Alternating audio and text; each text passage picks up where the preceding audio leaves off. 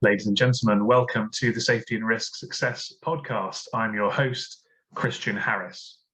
Now, if you run a business or if you're involved in a business of any kind, just like if you own a home or a car, you'll have to buy insurance to cover various things that might go wrong.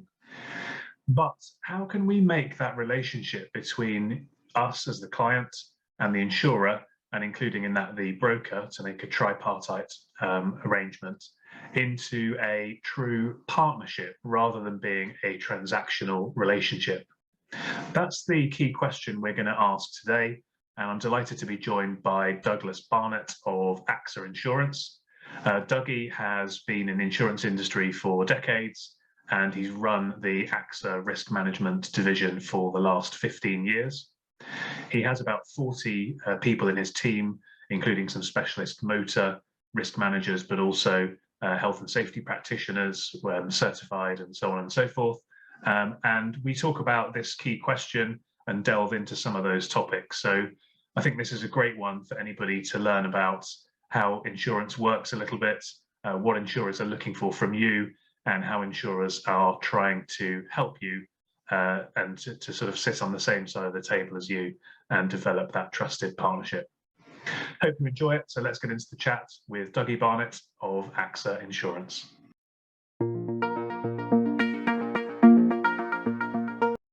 Welcome to the podcast, Dougie. Great to see you. Hi, Christian. Good to see you again. Thanks for this. I've been looking forward to picking your brain. So let's get started. In your view, when we think about kind of insurer-client relationships, and I guess we need to include brokers in that as well, is that considered a mutually beneficial sort of partnership, or do you think it's more transactional in most cases? I think particularly once you move to your larger clients, now it's got to be a really strong tri-party arrangement. Now the broker and the customer may have known each other for many years, and the insurer may well change every 2 or 3 years. Now for me, the skill is making sure Axa, now we retain these companies where possible for 5 years, 9 years. I mean, many examples of large customers where now the relationship was over 9, 10 years, and the risk management delivery is really at the heart of that. What do you miss out on, I suppose, if you're if you are changing and moving around as a client, and changing insurer every 2 or 3 years? What are you sort of missing out on, would you say? On the customer side, I believe that the really important part for not just insurer risk managers, but underwriters and claims teams is getting to know your client. Now, people talk about, let's move in, may well say 5%, 10% premium, but how much benefit is there in working with an insurer who actually knows you as a customer, knows your skills, knows your challenges, knows your customers, etc. And that goes across the underwriters who price the risk, the risk managers who will meet you regularly to understand any issues, challenges you may well have, but also the claims team. Now, having claims part of that relationship is really important now to make sure the whole partnership works. And with a broker that buys into that, and we have, say, quarterly meetings, etc. Now, between all the different parties, it really does make a difference. I think a lot of clients probably don't realise that profitability for insurers historically, particularly in certain types of insurance, like casualty insurance, has been quite difficult to come by. And so actually, yeah, you're right that if you can work together on a partnership-based approach, from a client perspective, yes, you might be able to save 5% of premium or something like that, but actually you've got to start thinking more holistically about the hidden costs and the uninsurable risks and things like that. So your 5% saving on one line could be dwarfed by costs that you get on other lines that you're not maybe thinking about when it comes to buying your insurance. Yeah, and I think for me, part of that was one of the reasons I brought motor into the whole package. Now, not many insurers have a motor resource that can have real specialisms in looking at management motor fleets.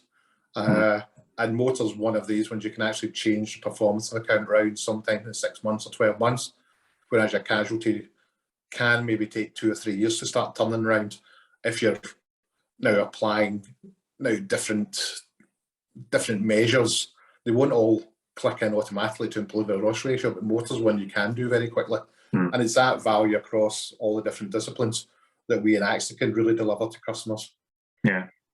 So Why do you think that this isn't the standard practice then, or why is it that it's still sort of maybe a bit too transactional? To talking about the broad brush, is it because clients haven't quite got it, or is there more that brokers and or insurers could do to try and encourage this, the benefits of it? I think there's part about resource. Now, sometimes you look at resource, and we talk about saying my team's circa 40. That's an expensive team, and if you look over the last 10 years, 15 years, lots of cuts across the insurance market. Now, risk management hasn't escaped. Another thing that's happened there is a lot of people have retired and haven't been these resources haven't been backfilled, so the resource available has been reduced, which means you can see less clients. If you look on average, my team are visiting between 7,500 and 10,000 clients a year. And to do that, you have to do that in a really efficient manner. You've got to make sure the clients you're visiting, you can actually visit them, report on them very quickly to make sure the customers, now the customer could be my underwriter, it could be the broker, it could be the end customer, to make sure everyone's got value in that chain. I do not like to see it as if my team are visiting or discussing with customers as transactional. We've got to be seen to be adding value. Yeah. So what are some of the ways that you're doing that then? I guess there's some technology systems that you're putting in place to deliver that more swiftly and professionally. Yeah, and I think strangely COVID has helped a bit. So the COVID, the lockdown, etc. Prior to actually COVID hitting though, we'd already started looking at a process to make sure we could deliver our service in the way possibly the customer wanted, but in a quicker way. If I look back a couple of years ago, my team are doing 575,000 miles a year. Wow. So now if you think that mileage alone, so if I can take, say, face-to-face visits and maybe take 30% of these and do these much more using technology, one, I can visit more clients. Two, my team are then more accessible to clients. Another thing that we've done through that is made sure that we can involve more people in the discussions. So now we could have the AXA risk manager, we could have the broker, the customer, but if necessary, we can bring in claims teams to that call. We can bring in an underwriter to that call, so people can get a better understanding. And I think it's very much using technology in that way. And I think going forward, data capture will is becoming more important. And that's the next bit I'm really interested in, and we're looking at is how much of a play data can make. Yeah. Now, top of face-to-face visits, using Zoom, Teams, etc. But let's add data onto the top of that, and that's when it starts getting really interesting. Yeah. A good friend of mine works for Salesforce, and he was telling me that across their business in the last 18 months, I don't know if this is the exact number or if he was slightly exaggerating, but it sounds about right. He said they've saved through a combination of not traveling and cutting down on expenses, like you say, but also giving up some office space. He said they've saved about $1 billion of costs. So yeah, these things do add up, don't they, when you're out and about? Yeah, I think that there is savings to be made, but I think it's really important to keep focused of what the role is and what you're delivering. It's not just savings. Now, one face-to-face survey for me could stop a fire at £10 million, £20 million. Yeah. So you've got to really balance it and make sure you're using technology appropriately. So one thing we did was, during the lockdown and just after lockdown, to protect the team from sitting face-to-face over a desk with customers, etc., that first part of the discussion was done remotely. So we had Teams meetings, etc., so that if the surveyor still thought it was important to go on site, we've actually done a third of the work. Prior to it, then you're actually spending your time, the really valuable bit of looking around the site, looking at the actual risk rather than just sitting face-to-face. So I think it's mixing how you do things up with different types of technology and trying to get the best for everyone. I think we'll get there. I think now, particularly brokers are starting to see it. I think customers, the end client now, are seeing the value because they're so used to now using Teams, whereas before it, now using formats like this, people would probably be quite reluctant. I think everyone's comfortable with it now. Yeah, Yeah, I mean, it harkens back to what we said before about, not looking to save you 5% of premium. It's not just about cost; it's about value and outcomes, isn't it? And it's leveraging that tech to achieve the right outcomes. I always remember a few years ago, I had a meeting in Exeter, and I'd confirmed it, I think, 2 days before, because it's quite a long drive. It's like 4.5 hour drive from me each way. And anyway, I turned up at this hotel, and the guy wasn't there. And luckily, his number two was there, and it ended up that we progressed things and it was fine. But I had this hugely sort of sinking feeling in my stomach when I turned up and he wasn't there. And actually, nowadays, I would never make that drive for our first meeting. I would be arranging a Zoom or a Teams, and then everyone gets a better outcome because you can be more efficient. You save on costs. There's environmental benefits and so on and so forth. So everybody wins. Yeah, and I think it's interesting. I talked about 575,000 miles, and people are immediately thinking, "Oh, now climate, planet, etc., etc." But I'd go back again. If we stop one fire, if you look at the carbon emissions from a very large warehouse fire, say, with plastics or something else in it, now the amount that emits to damage the planet, etc., is huge. So I think now that's where you can come in and say, yes, there's really good things we can do for efficiency and everything else, but it's still got to be balanced by what is the most appropriate way to do things. Yeah, definitely. And it's interesting you flagged up data, because it always staggers me how, and I'm going to paint a broad brushstroke here, but insurance companies often struggle to get hold of data, but yet they must have huge wealths of data in their systems. But it's kind of, the systems sometimes are in the back end are a bit old, and kind of getting hold of the right insights from that data seems to be, on the whole, quite difficult. Yeah, and I think it is the whole structured, unstructured data. Now, that whole balance and making sure where you're wanting data is the correct data. It's recorded the right way, that it can be sucked from one area into another area. It can then be spun around. But I think we've also got to look at data protection, data security, huge issues. I know there's people out there offering lots of data solutions. And we in Axa are really careful to make sure data security, GDPR, etc., are considered before you start capturing data. And I think sometimes people get ahead of themselves just now, saying, let's do it. I think there's that whole bit you've got to think about with now how it could actually hurt you if you don't do it correctly, and how it could hurt your customers, etc. Yeah, again, it's the holistic risk management, isn't it? Because you can capture this data, but if it ends up going missing and there's somebody suffers a huge loss, then it's going to cost you huge amounts, potentially reputational risk, and not anything else. I also think that insurers and others we've still got a sell to do now, and by that I mean customers will probably be a bit wary initially about why you want the data and what you want to do with it. And I think it's important for insurers to be upfront and be very open with a customer. If we've got a product or service where we think data could be captured and utilised, I think we've got to be really clear with that customer why it would be used. And there's some fantastic things now we're looking at, really, really quite incredible when you think back 10, 15 years of what we might be able to do in the next couple of years. But it's making sure we do it right. And I think we've got to be open with a customer. It's really important to be open as to how that would be used. And a lot of time it will be accumulated data across lots of different businesses or whatever, that now you'd never be able to find out in the end who it's for. But there is opportunity to start looking at how business operates and warning businesses before things happen.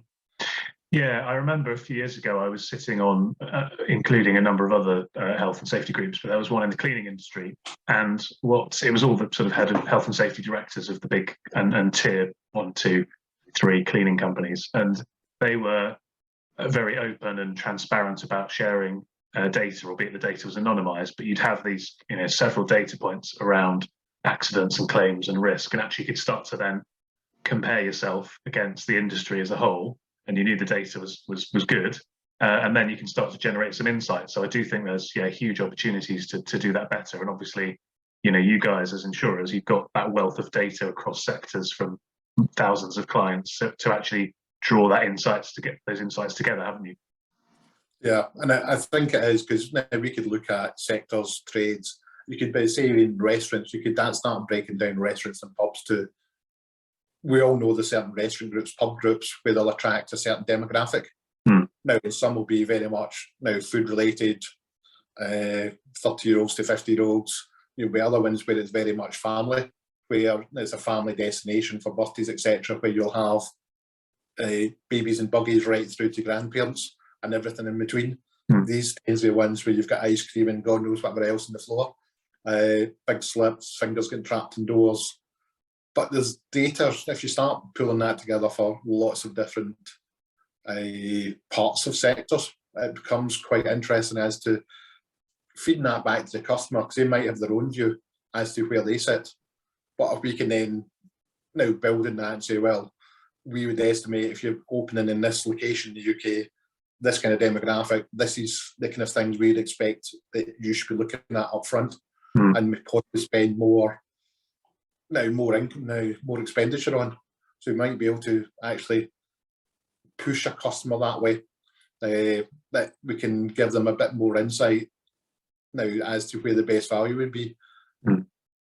Yeah, it's a whole new world, isn't it, compared to what it was 15 years ago.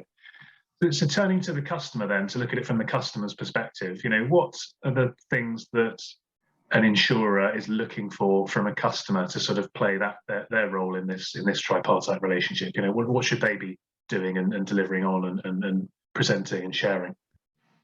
I think for me, it's customer being open. Now, we look at, say, 7,500, 10,000 business a year. You multiply that by my 40 and my team. Average experience of these guys is 25, probably 25, 27 years just now. They've got a wealth of experience. Now, in similar businesses, similar sectors, they've seen what goes well, they've seen what goes wrong. And that's for AXA, we don't charge for that. We don't make any charge at all. There's no charge in the premium, there's no consultancy fees. So we can, our customers got that knowledge if they wish it. Again, we can, if we win a client or it's come up to do, we're doing regular site visits, etc. But we've also got clients that will come to us if they're changing a process or they feel they've got an issue, they'll come and ask, because they understand that somewhere in our organisation we'll have that knowledge that we can actually go to them and help them. Yes, it's that willingness to seek help, isn't it? Because I do think sometimes, well, it's human nature, isn't it? If let's say you're the health and safety director, or you're the operations director, or whatever, in any function of business, HR director, finance director, if you've invested your time and put these systems and processes in place, then you obviously think they're pretty good. And it's not that easy to sort of question yourself and say, well, let's get a fresh set of eyes looking at it, is it? No, and it is even if you're going to go to procurement to start looking at buying a system. Now, I think health and safety systems, lots of businesses utilise them. I can guarantee my team have probably seen every single one over the years. Now, whether we've seen it in operation or we've looked at it now prior to somebody purchasing it, we've probably got a view in most of them and whether they're actually appropriate for that business. So we've got an understanding of the business. We've probably got an idea of some of these systems and where they work well, but there might actually be a view for that sector or that type of business, or the resource the customer might have, it might not be the most appropriate one. That's where, being that trusted advisor who is impartial in that sense, because, you literally are sitting on the same side of the table as the customer, because your money's in your, it's your hand in your pocket that's going to be paying for anything. Whereas, the sharp-suited salesman of the software technology company, can say, oh, this is perfect for you because of X, Y, and Z, but that doesn't necessarily mean that that's the case, I suppose. Yeah. And another thing I'd say is before a customer buys a system, they should understand who owns the data. Now, so somebody goes along and buys a system, you might spend 2 years putting information into it, but what happens if you fall out with that organisation, you feel there's a better product comes on, what happens with that 2 years worth of data? Can you actually get it? Do you actually own that? Or if you look at the T's and C's, is that data actually owned by the provider of the software? Do you get it back in a structured form you could actually use? Or is it just a whole line of data where you won't have a chance of actually reusing it? So I think now when you're buying online systems, etc., it's worth doing that extra bit of digging to say, now what's appropriate, but look at the T's and C's and just ask the question, who owns the data? And if you want that data out at the end of your contract, if you sign up for a 2-year, 3-year, 4-year, whatever, can you get that data out, and what kind of format do you get it in? They might say you can print it off, but if you sat for 2 or 3 years putting in lots of data, they then say, yes, we'll print it off for you. It's not great. No, it's not. And it's something, actually, I'm going to be a bit critical on the insurance industry here and say that sometimes I see something similar to that when it comes to, claims data, where it's sort of handed over in such a seemingly haphazard way that it seems impossible to analyze it. So I think there's definitely a learning there from that perspective as well. Yeah, and I think, not making an excuse for the sector, but I think a lot of systems are dated, and so now producing reports, and I'm talking across the sector, can be difficult in some lines, but I think most businesses are now going through transformation projects and updating IT systems where that is now at the forefront to make sure there is better MI reporting in a format that people can use and understand.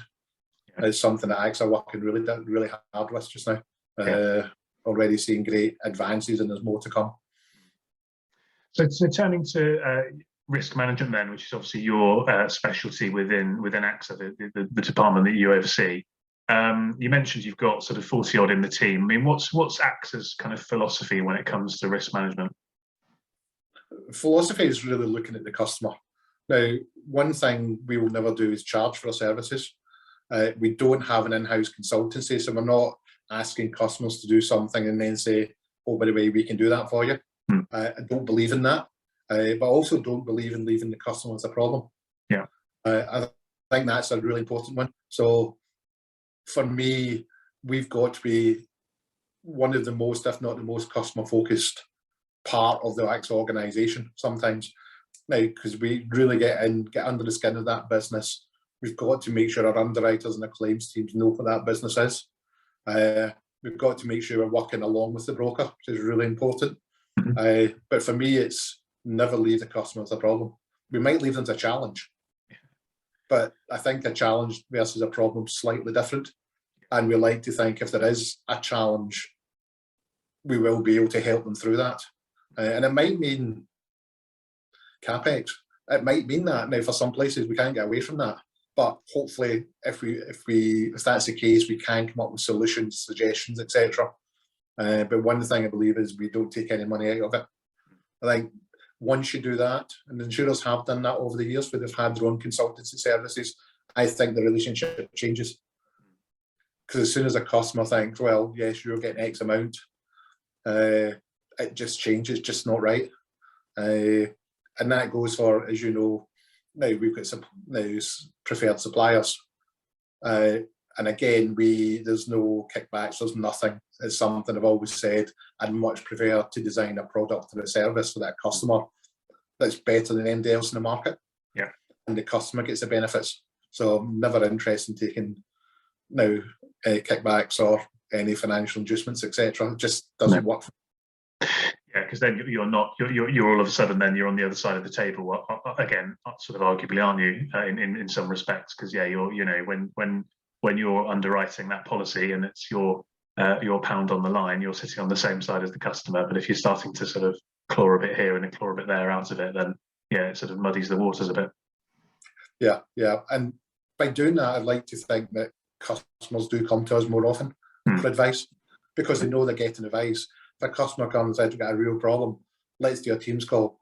Or now, often it's a case of they know the risk manager, the phoning, and that person will just jump in the car and say, right, I'll come and see you in the next few days, if that's possible. And I think it's having that relationship where we can really make sure we're delivering for the customer, I think is really important. The other thing that's important for me is knowledge and making sure the skills of the team are as up to date as they can be.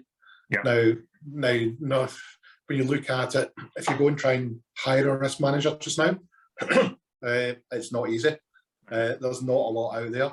There's been a lot of retirals and not a lot of people coming in from the bottom. And I think that's one thing we can be really criticised for. So yes, there's training programs going on. And this week I've got one trainee starting, but I've got 3 modern apprentices starting. So it's something new for AXA. I decided, now you try and interview so many people, decided to let's grow our own.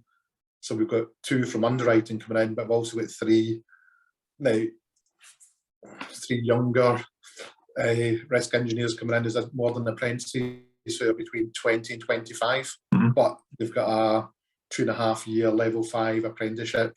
Looking at, for this batch, we're doing a construction safety management. So actually, I've got a big construction book, but we've teamed up with a provider. Now, we went through for many months looking at the provider, what they provide, and the quality of their modern apprenticeship, and we've now put 3 onto it. And these individuals start this week. I just believe that's the right way to go. So we've still got a lot of knowledge in-house. Let's use that as we bring new ones through. Yeah, I suppose that control, the knowledge, and also that sort of, as you say, the sort of third-party financial side of things is, I guess, the drivers of why you've got such a big in-house team, whereas other insurers have gone more of an outsourced route, haven't they? Yeah, and for me, now, to be honest, now every insurer could have outsourced it over the last 5 or 7 years. It's maybe not as financially advantageous now as it used to be, but having an in-house team is huge. Now, now they know the strategy of AXA Insurance. They know where individual lines of business, be it casualty, motor, property, they know the strategy behind that. Now we've got the product owners speaking to them regularly, so they know where our strategy is, what the issues, what the positives. They know our customer engagement. They know what we want to do, and you can't buy that. You can't give that to an outsourced provider who for one day they might go work for an insurer, next day it could be for a broker, the day after that might be a different insurer. They do not have that depth of knowledge about what the ethos and what AXA will stand for, but also they won't have the depth of knowledge now about claims history and customer details and how strong the relationship is. And that's where having an in-house team is great. The other thing about having that team is we do a lot of upskilling of underwriters. Yep. There's a lot of training sessions that my team feed into, now designing training sessions, delivering training sessions, or just feed at the end of the phone for an underwriter to say, if I had this query from a broker or a customer, I really don't know what they're talking about, or the broker's come with a problem. And I'd say most of my risk engineers, they're getting phone calls daily from underwriters just with odd questions. Yeah. You can't do that with an outsource, because if I click, somebody will say, right, fine, click, start the clock for charging. And that's the difference, because now we've got that team, we've paid for it, and it's making sure as many people as possible use the team. And that's where, coming back to what we started talking about, it's how to achieve a partnership approach. Well, that's a great way of doing that, isn't it? Because you're not turning the clock on. You're keeping that knowledge in house, and therefore the customer, as you say, customer centric. Customer's getting all the benefits. Yeah, and it's the breadth of knowledge as well. And like we talked about apprenticeships a couple of minutes ago. What I want to do is also challenge the existing team by bringing new thinking in. Now, because new thinking isn't doing it the way it's been done for 40 years. It's challenging on how we do it, what kind of technology. You'll have a lot of people coming into the industry now who probably never used a keyboard. Yeah. They're used to swiping and doing whatever. And it's driving change. But as somebody who's been in it for 30, 35 years, I like change, I like technology. But we've got to see other people coming through and saying, what about this? Now challenge us to do it differently as well. But yeah, it's the same argument, isn't it, as we talked about regarding, a client feeling as if they're doing it as best as they can. Well, let's challenge them in a nice way, in a positive way, and it's the same approach that you're taking by bringing some fresh blood in and some different tech and different approaches. And again, it's just keeping it refreshed and on top of its game, I suppose. And it's actually making sure everyone feels they've got a voice. Yeah. So if they feel that the way we're doing it's old-fashioned, doesn't work, it's frustrating, everyone should be able to talk up about that and make suggestions. Mm. That's really important now to keep it fresh, but also to make sure that interaction with the end customer can be improved. Yeah, that's great. So just before we finish, Dougie, do you want to just give a quick overview of your supply partner program as well? Because we've very quickly touched on that, but it's just, I think that obviously that supports the all of those resources you've got in-house. Yeah, sure. Now, if you look at, and I call it partners, now it's very much, you can, if we wanted to, I could probably have a book of 100 different companies who we could say, if you want a tin box, you want a waste paper bin, come to Axa, we can get that. I think there's got to be value in it, and there needs to be some form of specialism in it. So we've got that across property, casualty, and motor. We've got suppliers for various different things. A lot of suppliers are all under contract. So again, whilst we say under contract, it's under contract, and the contract's much more looking at KPIs. Mm-hmm. So it's looking at what the service is and how it's delivered to make sure these partners really deliver, and they give a greater service to AXA customers than they might do to other customers might have. I'd also like to think our customers get now preference when a company's sitting with 2 jobs to do and they wonder what one's to be done first. I would always like to think they always take the AXA one because it strengthens the relationship. It's important not to have too many, I think, because I think our underwriters and brokers need to understand what we have at our fingertips. What I would never do, I think normally it'll probably take 12, 18 months if we think we need a new service or partner, probably 12 or 18 months till we are really comfortable with who we're going to select. I know you've been there with us now. We've had lots of discussions about the service you might provide, but then it's looking at how you provide it, who are your customers, is there any conflict where you're dealing with other insurers, now what would the service, etc. would be. And I think it's really important that one thing we don't do, I don't think it should be the cheapest. Now, AXA are not the cheapest insurer out there. We're there for customers. We deliver a superior product. Yeah.